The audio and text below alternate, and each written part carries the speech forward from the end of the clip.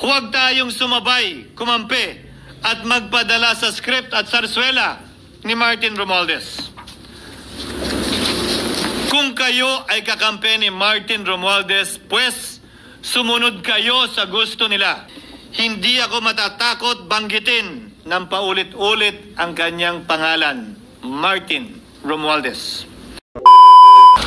Thank you, Mr. Senate President. Thank you, distinguished Majority Floor Leader. I rise to make a brief manifestation in response to the events of recent days. Ginoong Pangulo, meron po tayong kasabihan sa wikang Pilipino.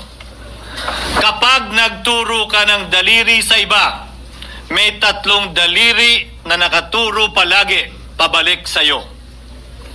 Sa mga nakarang linggo, malinaw na nililihis ang galit ng taong bayan tungkol sa mga ghost at substandard flood control projects mula sa mga totoong may kasalanan patungo sa Senado at sa ilang mga miyembro nito.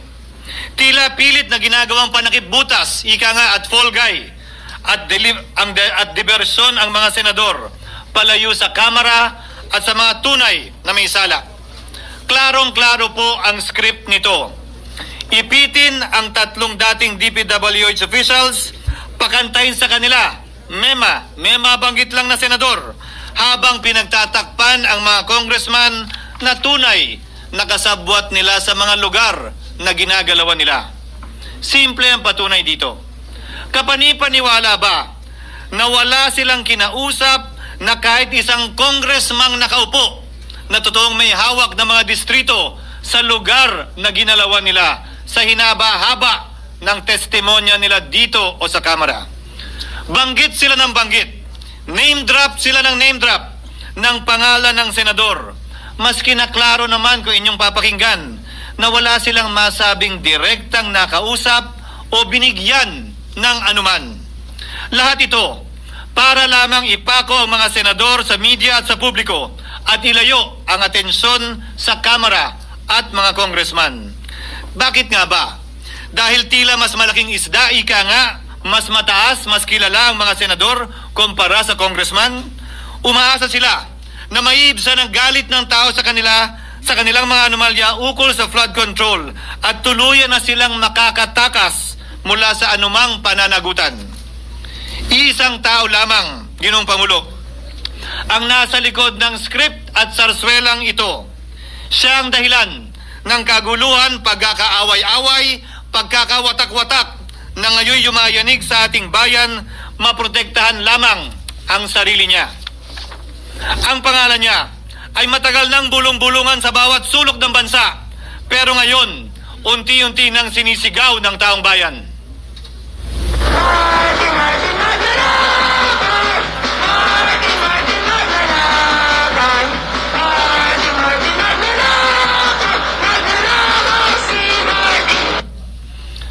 Pero Ginoong Pangulo, minamahal kong kasamahan, bakit tila sa Kamara, dito mismo sa Senado at sa ilang media ay hindi pa din nila kayang sambitin ang pangalan niya? Pues, sasabihin ko, Martin Romualdez. Minsan ang binanggit ng mga diskaya ito mismo dito sa Senado, ang kanyang pangalan. Pero agad itong pinabawi nung humarap sila sa Kamara. Binanggit ni Master Sergeant Gutesa ang kanyang pangalan. Pero ultimo notaryo, natunto nila at pinabawi nila ang pagnotaryo. Buti na lang, huli na't nasabi na niya ang pangalan ni Martin Romualdez na pinanumpaan dito mismo sa ating Blue Ribbon Committee. Hindi ba't si Ginoong Gutesa ang hindi ba't si Sergeant Gutesa lamang ang bukod tanging testigo na walang kinalaman, hindi sangkot sa flood control issue, walang hininging immunity, deal o proteksyon kapalit ng kanyang pagtestigo? Siya ang kauna-unahang nagtestigo na personal na naghatid ng pera sa bahay mismo ni Martin Romualdez. Ang salaysay niya, Ginoong Pangulo, ay kumpirmasyon ng matagal nang isinisiwalat ni Congressman Chanco at Mayor Magalong kung sino ang ulo sa paglilimas sa kaban ng bayan na ating naririnig na rin. 13,803,693 with Congressman Saldico as proponent. For the record, ang binabanggit po nating Representative Elizalde ko, siya po yung chairman ng House Appropriations Committee. Walang kaduda-duda yan. Ito nga, hirap na hirap silang banggitin pa yung isa sa mga mastermind nila dyan, si Saldi ko, hirap na hirap pa silang banggitin. May isa pang mas mataas sa kanya? Hindi naman gagalaw yun kung walang siyempre hindi naman gagalaw yun kung walang pahintulot yung mas mataas sa kanya. Just the House Speaker.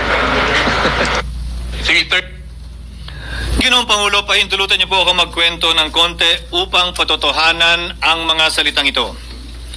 Taong 2023 nung tinalaga si Ginoong Kiko Laurel bilang kalihim ng Kagawaran ng Agrikultura. Bilang suporta sa kanyang mandato, tinanong ko noon ang isang simpleng katanungan sa budget process natin. Bakit mas malaki ang pondo ng flood control kesa sa agrikultura? Why is it that the budget for flood control is bigger than the budget of the Department of Agriculture or the agriculture sector as a whole? The fifth biggest allocation, not even a department, is flood control. And allocating a measly 31 billion for irrigation, for rice. Why? Pagkatapos po noon, tinulungan ko siyang bawasan ng flood control budget at idagdag sa 2024 budget ng Department of Agriculture. Aniya, tumawag daw sa kanya si Congressman Zaldico dahil pinapatanong daw ni Speaker Romualdez, bakit binawasan ang pondo ng flood control? Ngunit wala nang nagawa si Congressman ko dahil sinabi niyang pasayan ng Pangulo. Nung termino ko rin po bilang Pangulo ng Senado, maraming beses po akong tinanong ni Pangulong Bongbong Marcos tungkol sa panukalang budget para sa 2025. Sinabi ko po sa kanya ang buo at tapat na katotohanan para malaman po niya ang tunay na larawan at sitwasyon ng pambansang budget para sa taong yon. Ito marahil, Ginoong Pangulo, minamahal kong kasamahan, ang isa sa mga dahilan kung bakit pinag-utos ng Pangulo ang pag-veto at pag-for late release sa FLR at pag-hold ng malaking bahagi ng budget nila. Marahil, isa rin ito sa mga dahilan kung bakit ninais ng Pangulo na matanggal si Congressman Zaldico bilang chairman ng House Committee on Appropriations dahil sa mga inilahad ko at marahil na-discover din ng Pangulo kaugnay sa 2025 budget. Hindi malayo, Ginoong Pangulo, na naganap din ang mga ito noong 2023, 2024 at mga nauna pang budget kung saan napakaraming ghost at substandard projects ayon kay Secretary Vince Dizon at ayon mismo sa talumpati ng ating kasamahan na si Senator Ping Lacson. Ngunit marahil ay walang naglakas loob na sabihin ang katotohanan kay Pangulong Marcos o magsumbong sa kanya kaugnay sa ilang mga bagay na ito bago ako. Nais ko din pong kumpirmahin ang sinabi ni Congressman Toby Chanco na ang pag-file ng impeachment complaint laban kay Vice President Sara Duterte ginamit na paraan ni Speaker Romualdez para mag-release ng pondo nila na naka-FLR or for late release bago mag-eleksyon. Maski na alam po niya na hindi po ito kayang talakayin ng Senado hanggang sa Hunyo pa mula nung simula. Ulitin ko, ginamit ni Martin Romualdez ang FLR at ang pangalan ng Pangulong Marcos upang itulak ang kanilang unconstitutional na impeachment complaint. Sabi nila, pumirma kayo dahil kung hindi lalabas ang pondo nyo na naka-FLR bago mag-eleksyon. Subalit, Ginoong Pangulo, hindi ito umubra. Hindi ito umubra dahil tinanggihan ito ni PBBM. Sinabi niyang walang ganyang uri ng usapan at sinabi niyang hindi niya gagawin yon. Kaya hanggang ngayon, nananatili pa rin for late release ang mga questionableng pondo nila. And that is why, Mr. President, distinguished colleagues, at the height of the impeachment controversy and amidst the passion of some sectors to remove the Vice President at all cost, I urged prudence and level-headedness because I knew that greed and not accountability was the reason behind it. In the end, Mr. President, the Supreme Court vindicated us. The Supreme Court vindicated us by saying, among others, quote, "There is a right way to do the right thing at the right time. This is what the rule of just law means." Close quotations. Ginoong Pangulo, sinisi po sa akin ni Speaker Romualdez ang pagkakatanggal kay Congressman Zaldico. Sinisi po niya sa akin ang pag-FLR or for late release ng kanilang mga proyekto. Sinisi po niya sa akin ang pagkaka-dismiss ng impeachment complaint laban kay VP Sara na nakikita niyang makakatunggali niya sa susunod na halalan. Sinisi din niya po sa akin ang pagkakasira ng kanilang maitim na balakin sa 2025 budget na nagawa nila ng walang balakid na mga nagdaang taon. Ginoong Pangulo, naging tapat ako at ginawa ko lamang ang aking tungkulin, kung ano ang tingin kong tama at nararapat para sa bansa at sa sambayanan. Subalit, sa kabila po nito, nagsimula na ang lahat ng dira, paninira at kaso laban sa akin at sa Senado. At ang nasa likod ng lahat ng ito, walang iba kung hindi si Martin Romualdez. Ika nga ni Mayor Magalong na ngayon lamang nakita ko sinisiraan na rin ngayon. Bakit ko ba nilabanan at binisto sila Speaker Romualdez mula noon hanggang ngayon kung kasabwat at kasapakat lang din nila ako? Hindi ko po gagawin yon. Ang pinasakig ng tennis court ang nasabing gusali sinimulang pinatayo noong ika-6 ng Oktubre noong 2022 at ang kontraktor ang St. Gerard Construction na pagmamayari ng mga diskaya na nasangkot ngayon sa mga maanumalyang flood control projects. Dahil dito, kumenasyon ng ilan ang pagiging special advisor ni Mayor Benjamin Magalong sa ICI. Lalabanan ko ba yung ang lalakas na yan, sila Speaker? Lalabanan ko ba yung mga mayayaman na yan? Kung ako'y bulok, I fought for what is right. Ano nga ba ang ginawa nila sa akin? Una, hinalungkat ang isyo ng campaign contribution na tinanggap ko mula sa isang individual na may-ari ng kumpanyang nakakuha ng kontrata sa gobyerno. Inipit niya ang budget ng COMELEC sa Kamara dahil dito at binusisi ang di umano kaso kong ito. Subalit, Ginoong Pangulo, tulad ng sinabi ko sa simula ng aking talumpati, kapag ka nagturo ka ng daliri kanino man, may 3 daliring nakaturo pabalik palagi sa iyo. Anong nangyari? Hindi ba't biglang may lumabas na ulat ang PCIJ na ang dami naman palang opisyal, hindi lang senador, mas mataas pa ang tumanggap din ng ganong uri ng kontribusyon noong 2022 elections? Ang tanong ko ay simple. Kung legal at walang mali sa ginawa nila, edi dapat legal din at tama ang ginawa ko. Pero bakit ako lang ang iniimbestigahan tungkol dito? Higit pa doon, Ginoong Pangulo, hindi ba tayon kay Mayor Magalong merong 67 na miyembro ng Kamara na kontraktor? Ito po ay mga miyembro ng Kamara na may construction firm na nakakuha ng kontrata sa gobyerno. Kung bawal talaga ito, ibig sabihin ba niyan, bawal na nilang gastusin ang sarili nilang pera para sa kanilang sariling kandidatura? Bakit hindi din binubusisi yun? Bakit hindi inaalam yun? Ako lang talaga?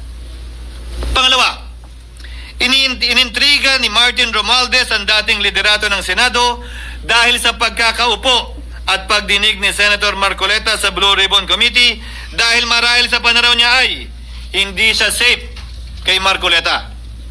Ngunit, Ginoong Pangulo, sa hindi niya inaasahang pagkakataon, nung araw ding yun, nagsalita ang mga diskaya, pinangalanan ng 17 congressman na kasosyo niya, kabilang ang pagbanggit na naman ng pangalan ni Martin Romualdez. Karamihan sa mga kawani ng DPWS na nabanggit sa itaas ay paulit-ulit na binabanggit ang delivery ng pera ay para sa kay Saldico na dapat at least 25%. Si Kong Marvin Rillo naman ay ilang beses na binabanggit ang pangalan ni Speaker Martin Romualdez bilang kanyang malapit na kaibigan. Isa na naman po itong patunay, Ginoong Pangulo. Kapag ka nagturo ka ng daliri sa iba, may 3 daliring nakaturo pabalik sa iyo. Pangatlo, sa pagdinig ng Blue Ribbon Committee kung saan ni-name drop ako ni Yusek Bernardo, bagaman inamin niyang personal na mismo na hindi niya rekta kung nakausap o binigyan ng anuman, bigla namang tumestigo si retired Master Sergeant Gutesa at muling pinangalanan si Martin Romualdez na hinahatiran daw niya ng pera sa mismong bahay nito. Ang bawat malita ay may lamang humigit kumulang 48 million pesos.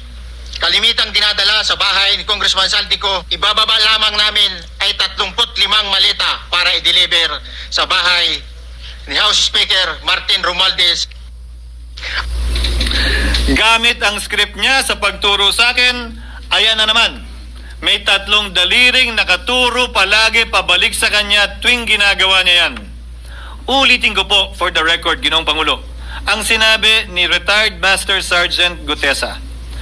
35 maleta ng pera na naglalaman na mahigit kumulang 48 milyong piso bawat isa o kulang-kulang 1.7 billion pesos sa isang delivery. ay di umano hinatid niya sa iba't ibang bahay, sa iba't ibang pagkakataon ni Martin Romualdez. Subalit, sa kabila ng lahat ng ito, hindi ba nakapagtataka bakit hindi sinasama si Martin Romualdez sa anumang investigasyon? DOJ man, NBI man, AMLAC man.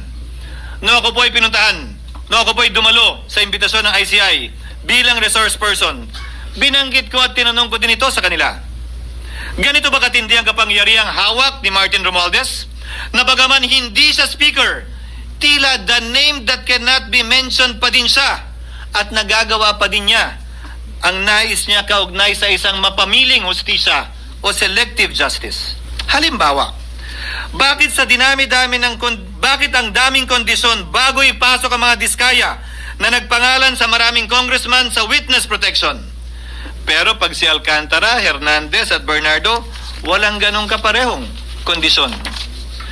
Bakit hiniling agad ang freeze order di umano para sa asset ng mga name drop na senador? Pero maliban kay Congressman Zaldico na mukhang nilalaglag na nila, ni isang congressman walang request para sa freeze order. Pagdating naman kay Martin Romualdez na dineliveran ng bilyong piso sa bahay mismo niya, ang sabi ay, quote, "We will work on it lang." Bakit interesado ang lahat sa 6 na senador na idadawit di umano ni Bryce Hernandez na handang-handa tayong alamin sana kung sino-sino sila para mapagpiestahan natin sila?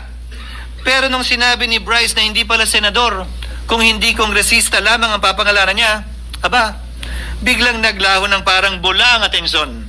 Parang wala na nagtanong. Parang wala nang interes para alamin sino-sino nga ba yung mga yan? Kung ako po yung tatanungin niyo, alam ko merong 6 na senador eh. May nagtatanong sa akin, bakit wala si Cheese?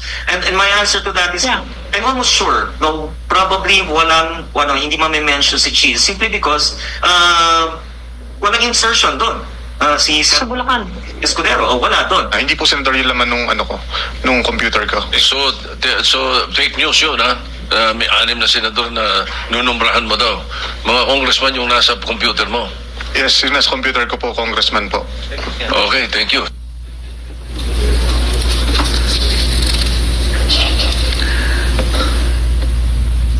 Nagkataon lang ba, Ginoong Pangulo, na ang mga nakaupong senador na dinidiinan sa ngayon ay ang dating Pangulo, dating pro tem, dating punong mayoriya ng Senado, na lahat nagkataon din lang ba na bumoto kontra sa depektibong impeachment ni Vice President Duterte o talagang tinumbok lang kami?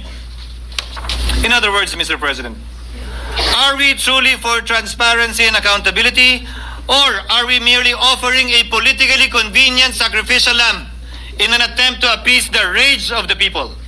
What is painful, Mr. President, is that along the way, reputations have been disparaged and tarnished. Innocent persons have been implicated, and the Senate is slowly but surely being destroyed. Nagkataon lang po ba na ang lahat ng ito o ito'y sumusunod sa isang script, direksyon at basbas ni Martin Romualdez? Sa kanyang script na naglalayong ilihis ang galit ng bayan mula sa kanya at sa mga kasabwat niya at ituro ito sa Senado at mga senador. Ginoong Pangulo, ang script at sarswelang ito ay di uubra dahil napakalayo po nito sa katotohanan. Napakasama sa panlasa at tinitiyak ko sa inyo, hindi po ito matatanggap at lulunukin ng sambayanang Pilipino. I've been in public service for 27 years. I've never been accused nor charged with corruption. This is the sterling record which they are trying to tear down, and I tell you, they will not succeed. I will defend myself, Mr. President, against these malicious and false allegations. In fact, I have already filed and will be filing necessary and appropriate charges against my accusers and prove them wrong. And with the help of the Almighty, I will be vindicated and declared innocent, I am sure. Kaya ko po ipagtanggol ang sarili ko, Ginoong Pangulo. Ngunit, Ginoong Pangulo, sino po ang nagtatanggol sa ating institusyon? Kaya't ang aking tanging hiling po sana sa inyo, Ginoong Pangulo, at sa ating mga kasamahan sa Senado, labanan po ninyo at huwag niyong pahintulutang ang mapamiling hustisya na lantarang nangyayari sa harap natin ngayon. For what is happening now is selective justice and mob justice. Members of the Senate have been thrown off a cliff before the court of public opinion in an attempt to mollify the people's rage, thereby covering up the real perpetrators and giving them a chance to get away. Mr. President, I will not allow justice to be weaponized against the innocent to protect the guilty, because this corrodes the legitimacy of the law before our people's eyes. Wala pong naniniwala, bagkos lahat nagtatanong, bakit walang congressman nakasama sa investigasyon? But what about the other congressmen in Bulacan? Why haven't they been questioned? Called out, yeah. The thing that they do not know what's going on. Ginoong Pangulo, mga minamahal kong kasamahan, huwag po tayong sumunod sa script ni Martin Romualdez. Labanan po natin ang script na ito. Pasagutin at imbestigahan lahat ng niname drop at nabanggit, congressman man, senador man at iba pang opisyal, at dapat kasama dito si Martin Romualdez. Ginoong Pangulo, hindi ba natin nakikita na pilit tayong pinag-aaway-away? Mayaman, mamamayan laban sa lingkod bayan, lokal laban sa nasyonal na opisyal, congressman laban sa kapwa congressman, at ngayon, senador laban sa kapwa senador, pamilya laban sa pamilya, Pilipino laban sa kapwa Pilipino. Ginoong Pangulo, tandaan po natin, mas madaling manipulahin at ang nag-aaway at nagkakawatak-watak na bansa, at ito ang eksaktong gusto nilang mangyari. Ito, sa aking paniniwala, ay bahagi pa din ng script at sarswela na nais palaganapin ni Martin Romualdez upang lituhin, guluhin, linlangin at sirain ang ating lipunan at bansa para lamang huwag siyang mabisto. Sana ay huwag nating payagang mangyari ito. Ginoong Pangulo, tulad ng sinabi ko sa simula ng aking talumpati, sa kada mapang-akusa at mapanghusgang daliri na ituturo ninyo sa inyong kapwa, lalo na kung walang basihan, merong 3 daliring palaging nakaturo sa iyo pabalik. Sana po, maging mapanuri tayo. Huwag dali-daling magturo at maghusga dahil lamang sa napakinggan. Huwag tayong sumabay, kumampi, at magpadala sa script at sarswela ni Martin Romualdez.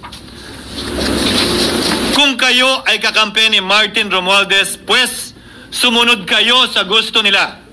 Una, maniwala kayo sa mga sinasabi ng testigo niya na nagtuturo lamang sa mga senador. Pangalawa, ibuhos niyo ang galit niyo sa Senado at ng mga senador at palayo kay Martin at sa mga congressman. Pangatlo, pagdudahan at sirain niyo si Sergeant Gutesa na bukod tanging hindi na kinabang at walang bahid at hiningi anumang kapalit sa pagsabi ng katotohanan. Pangapat, huwag niyong payagang mabanggit man lang ang pangalan ni Martin Romualdez. Panglima, huwag niyong payagang ipatawag si Martin Romualdez sa anumang investigasyon.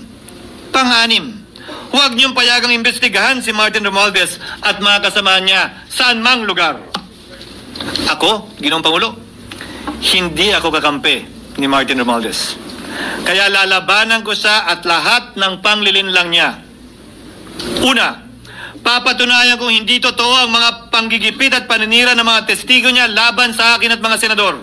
Pangalawa, tututulan ko ang paglilihis at diversyon na ginagawa niya palayo sa kanya at sa Kamara. Pangatlo, hindi ko papayagang sirain ang mga senador pag away-awayin tayo at sirain ang institusyon ng Senado. Pangapat, pinaniniwalaan ko at saludo ako kay Sergeant Gutesa at iba pang katulad niya sa paglabas ng katotohanan. Panglima, hindi ako matatakot banggitin ng paulit-ulit ang kanyang pangalan, Martin Romualdez. At ipaglalaban kong ipatawag at imbestigahan si Martin Romualdez at lahat ng kanyang mga kasangkot at kasama. Ginoong Pangulo, mga minamahal kong kababayan, kung nais niyong lumitaw ang katotohanan, kung nais niyong panagutin ang tunay na salarin, kung nais po niyong makulong ang tunay na may kasalanan, huwag ninyong kampihan si Martin Romualdez. Punitin natin ang script ni Martin Romualdez at higit sa lahat, huwag magpadala, huwag sabayan, huwag maniwala sa sarswela na nilalako ni Martin Romualdez. Maraming salamat po, Ginoong Pangulo, at magandang hapon po sa ating lahat. Thank you, Senator Francis Jesus Cordero.